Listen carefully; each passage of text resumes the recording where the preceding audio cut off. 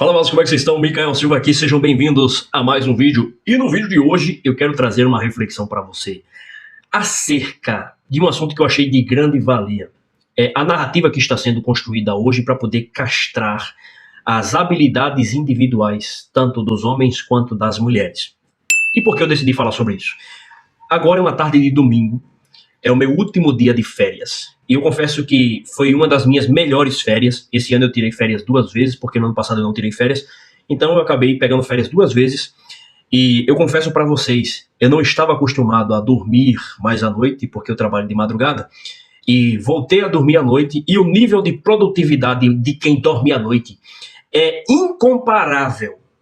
O nível de performance, quando você coloca uma pessoa que trabalha à noite e por isso não consegue dormir, e uma pessoa que trabalha durante o dia e tem o sono da noite como prioridade. É completamente diferente. Então, dormindo durante a noite, nesse meu período de férias, a minha produtividade foi absurda, eu consegui aprender muita coisa, focar muito mais. Então, sim, dormir à noite faz total diferença na vida de um homem e de uma mulher, porque nós somos feitos para dormir à noite. Baseado nisso, estou aqui à tarde, lendo esse livro, estou muito empolgado. A leitura do livro que eu estou fazendo é esse livro aqui, ó. Aspecto do Feminino, de Carl Jung. Um livro maravilhoso que nos traz bastante reflexões de como que funciona o comportamento do homem e o comportamento da mulher. Recentemente eu comecei a observar que existe uma narrativa muito forte de tentar castrar as nossas habilidades com o discurso de que você precisa ser humilde.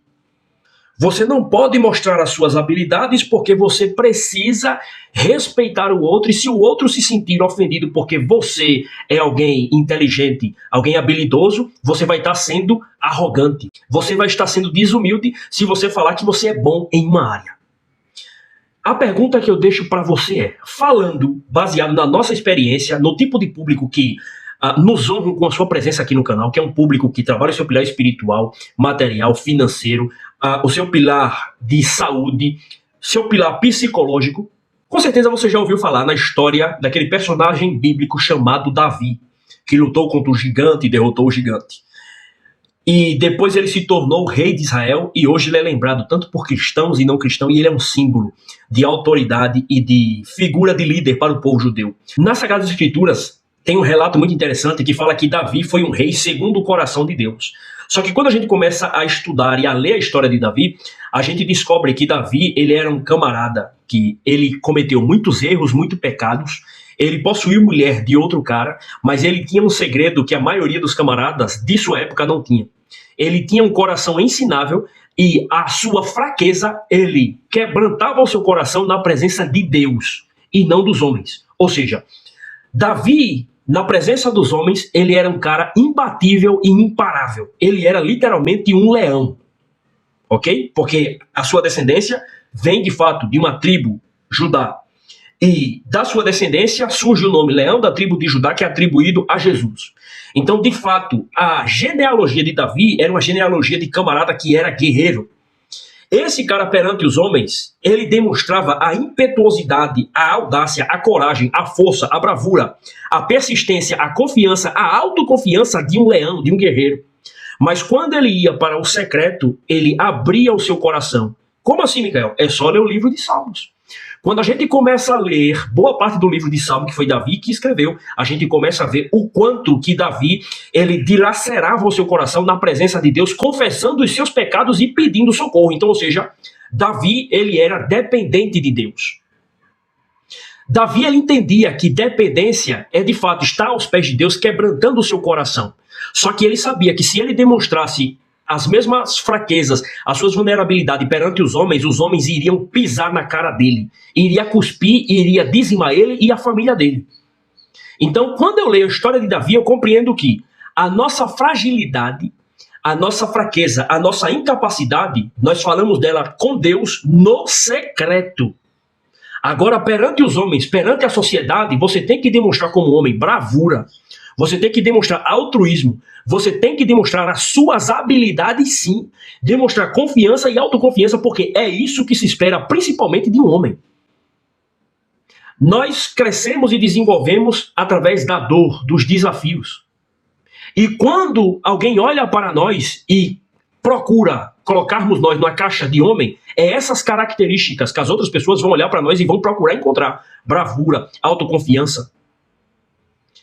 Um certo nível de individualidade que beira ao egoísmo. Sim. Um senso crítico de prioridade. Um propósito, foco, resiliência, autocontrole, paz, maturidade, força, músculo. É isso que as pessoas vão procurar no nome. Então, quando eu comecei a ler esse livro aqui, lendo a palavra de Deus, esse livro está gerando uma série de insights em mim, para mim fazer compreender que existem algumas narrativas que elas são falsas narrativas que vão castrando as pessoas que têm um certo nível de habilidade com o discurso de que você precisa ser humilde. Quando, na verdade, quando a gente vai investigar de maneira lógica e racional, a gente compreende que esse discurso de que nós somos todos iguais é um discurso que vai se originalizar no progressismo. Nós somos todos iguais como raça humana, na presença de Deus. E, olhando para a pessoa que está do nosso lado, o indivíduo, nós compreendemos que ele também faz parte da mesma raça humana. Criaturas feitas pela mão do Criador. Agora, todos nós temos um DNA diferente e todos nós temos a digital diferente um do outro. Todos nós temos características particulares e individuais, porque Deus nos criou com qualidades. Deus nos criou com características específicas e únicas, de tal maneira que a salvação ela é individual, o nosso relacionamento com Deus é individual, é no secreto, e a nossa experiência e vivência com Ele também é individual. Não é simplesmente no coletivo. No coletivo nós cultuamos, mas o relacionamento é de um para um. É intimidade. Exige-se um estreitamento. Você está entendendo? Então, quando eu ouço esse discurso de que não, nós somos todos iguais, não, para que querer demonstrar suas habilidades? Não, nada disso. Tem que demonstrar sim. Tem que ter confiança. Tem que ter coragem. Tem que falar no que você é bom. E não é falsa questão de falsa modéstia, não. Essa narrativa que estão pregando para a gente se tornar humilde, é um falso significado da palavra humildade. Porque o significado da palavra humildade quer dizer que você não sabe de tudo e que você está num caminho de autoconsciência, de que você precisa aprender. E quanto mais você aprende, mais você sabe que você não sabe e que você precisa aprender. Ou seja, humildade, saber que você não sabe tudo. Ter um coração ensinável, reconhecer as qualidades no outro, admirar o outro. Entende? Um dos grandes problemas que figuras de poderes e armas da persuasão elas utilizam é justamente começar a desconstruir o verdadeiro significado das palavras para dar um outro significado na tentativa de manipular as pessoas que eles querem controlar. Esse que é o problema. Quando você começa a ler as Sagradas Escrituras, você começa a ler livros como Santo Agostinho, lê outros livros de gestão da emoção, você aprende a dar nome para as coisas, chamar as coisas pelo seu verdadeiro nome. Quando você faz isso, você se assemelha e se aproxima no caminho da verdade. Por quê? Para você entrar no caminho da verdade, você precisa dar nome às coisas e chamá-las pelos seus verdadeiros significados. Só que nós temos um problema. A partir do momento em que a gente começa a dar um falso significado para as coisas, a gente começa a acreditar nesses falsos significados e passamos a pautar a nossa vida em uma mentira. Qual a chance disso dar certo? Ou seja, fraqueza não é mais pecado. O pecado, ou seja, um erro que tem consequências gravíssimas, a gente dá nome de outra coisa. A gente dá nome de um errozinho bobo. A gente dá o nome de qualquer outra coisa que tira aquele peso da responsabilidade e as consequências daquele ato que é pecaminoso.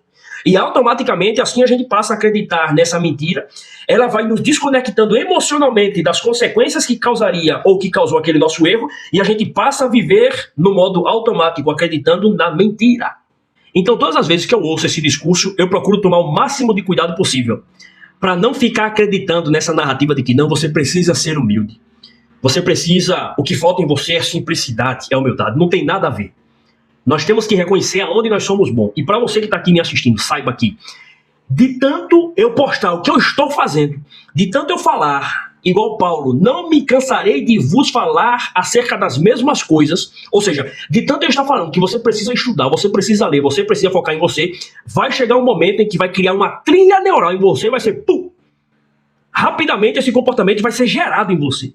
Essa insatisfação, esse gosto de querer mudar e de fazer alguma coisa, e mesmo que você não se lembre de mim, mas eu quero que você saiba que eu entendi que eu tenho poder de influência e estou assumindo esse posto de influência e influenciando para o bem a vida das pessoas que decidiram me assistir. Então, eu recebendo a consciência de que eu tenho poder de influência, eu não posso simplesmente cair na narrativa de que não, eu preciso ser humilde. Eu não posso dizer que eu tenho o poder da oratória, de que eu tenho a habilidade de falar. Eu não posso negar isso, porque foi uma habilidade que Deus me deu. Pelo contrário, eu tenho que me aproveitar, assumir esse posto de orador e utilizar para impactar cada vez mais vidas.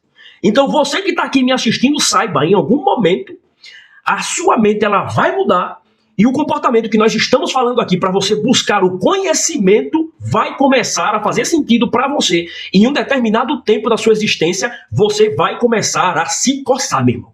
Então, eu decidi fazer esse vídeo justamente para já deixar você avisado. Já deixar você avisado. Quem olhar as minhas redes sociais, tem várias pessoas que não curtem, que não compartilham, mas que volta e meia estão sempre ali assistindo meus stories. Tem alguns que olham com um olhar de satisfação, de alegria, e outros que olham com um olhar de desdém e de indiferença. Mas, baseado no livro A Coragem de Não Agradar, eu decidi tomar essa decisão. Eu estou tendo coragem de desagradar de maneira consciente. E estou vindo aqui avisar para você que quanto mais você me assistir, mais o incômodo vai ser gerado em você e, num determinado tempo, vai fazer sentido você entrar no caminho do conhecimento. Agora, desde já, eu já lhe adianto que entrar no caminho do conhecimento é preciso ter a consciência de que você, em muitas das vezes, vai começar a ficar solitário. E isso não é ruim. Eu não estou falando de ficar solteiro. Eu estou falando solitário. Por quê? Você vai começar a compreender e sentir a necessidade de passar mais tempo sozinho. Você, junto de Deus e os pergaminhos, os livros. E você vai ficar igual uma tarde que nem essa aqui de domingo, aproximadamente 5 horas da tarde, sentado numa cadeira, empolgado com as descobertas que tem dentro dos pergaminhos.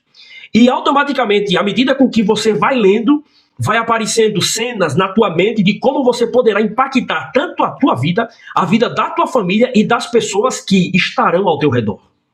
E a partir do momento que isso acontecer com você, você vai começar a sentir aquele vazio existencial sendo preenchido. E você vai começar a entender, inclusive, a questão de se autovalorizar.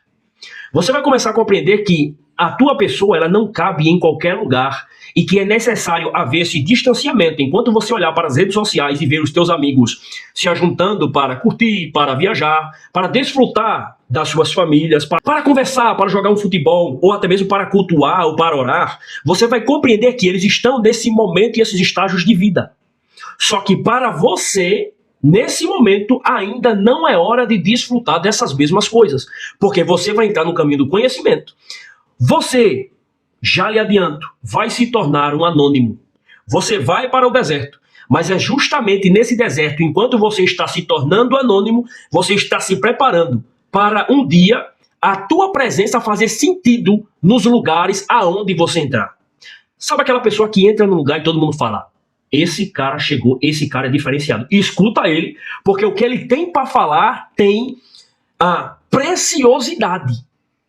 E principalmente quando as pessoas elas veem você documentando isso, vê o teu comportamento mudando, vê a tua forma de entrar no ambiente, as pessoas começam a notar. Você vai começar a compreender que existe um momento específico de falar e um momento específico de ouvir. Enquanto esse momento não chega, eu sugiro fortemente para você deixar o like, se inscrever no canal, compartilhar com os amigos e continuar nos assistindo e pouco a pouco. Comece por um livro fininho. O livro mais fino que você puder. Pode ser um livro pequeno, igual esse aqui, um livro fino. Eu lhe garanto, você terminando ele, a tua mente, a tua forma de enxergar as coisas, ela vai mudar. e você vai passar a enxergar que você consegue terminar tudo aquilo que você começa. Só tem benefícios a leitura, porque, de fato, todas as vezes que você lê, além de você estar deixando de ser ignorante, de ser tolo, você está retardando uma série de enfermidades que poderão surgir ao longo do tempo. Então, muito obrigado por você ter assistido esse vídeo até aqui. Para mim é uma honra, é uma satisfação ter cada um dos senhores aqui. Até o próximo vídeo e tamo junto, vasos!